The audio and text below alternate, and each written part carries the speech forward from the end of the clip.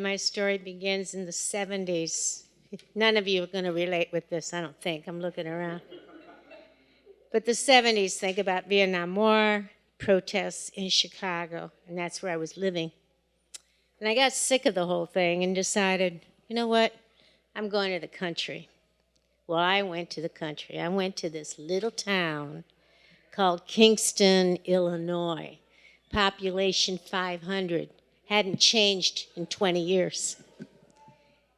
And I decided to get connected with the earth, earth child.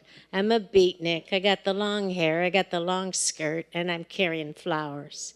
And the whole town thinks I'm nuts and doesn't want anything to do with this broad. But I was doing okay. I was learning about everything. And all of a sudden, the price of eggs went from 35 cents a dozen to over $1. And everybody was upset. All the newspapers were talking about it. And I'm reading the Chicago Tribune, and it says, hey, people in downtown Chicago in those big, huge apartment houses are growing chickens and making eggs up there. And I said, geez, if they can do it, I can do it. I'm out in the country.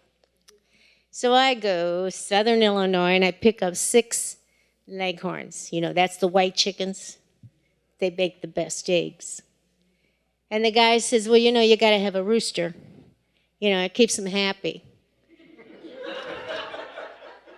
Okay. So I take them, and I go back, and I had a chicken coop made, and they weren't laying eggs yet. They were too young.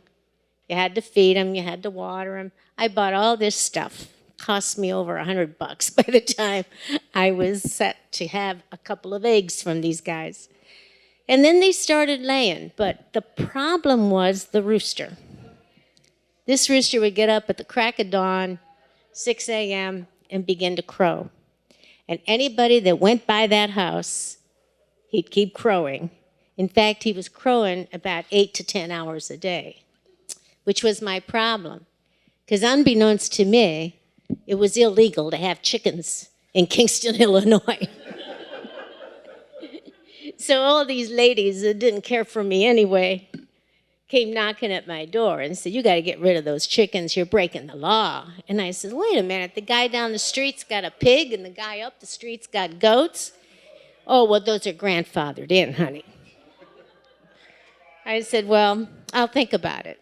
And they walked away, and I said, no, I'm not going to get rid of them yet. After all, I just invested all this money, and they're just starting to lay eggs. I was giving eggs away. I was starting to really get too many eggs. Sometimes you can get overkill.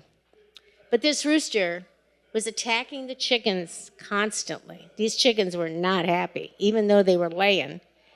And one morning about 6 a.m., I went into the barn to gather eggs, and I was wearing a white nightgown. And I bent over to get the eggs. And this damn rooster came right up my back, stuck his spurs in me. Oh, that was not nice. I got so mad, I grabbed him by the feet, and someone had told me if you tie the rooster's legs together, they can't crow. They can't do anything. So I did. I tied his legs together. I stuck him in the corner, and I said, now you behave, get cooled down. And I went to work. At lunchtime, I thought, oh, I'm feeling kind of bad. That was cruel. I got to go home. I got to go home for lunch. So I went back, and I walk into the hen house, and you would not believe this. I thought chickens were dumb. They're not dumb.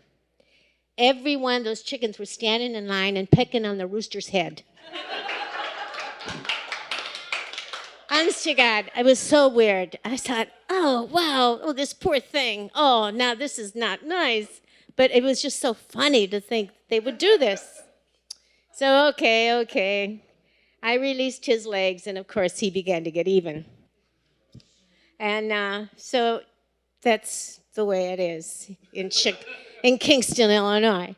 But the whole thing was, what goes to the love of life, is that while I was out walking around town after I gave up my chickens to the local vegetable stand, who said, hey, you can get free vegetables here for a couple of years. I said, well, this is great. So actually, I got my money back on those chickens. But the rooster, nobody knows what happened to the poor rooster. I don't know what he did. And it's kind of stayed with me. But the whole difference is, looking back, today, all you have to do is go to the internet, and it'll tell you everything you want to know about growing chickens. And it'll tell you right there, don't get a rooster.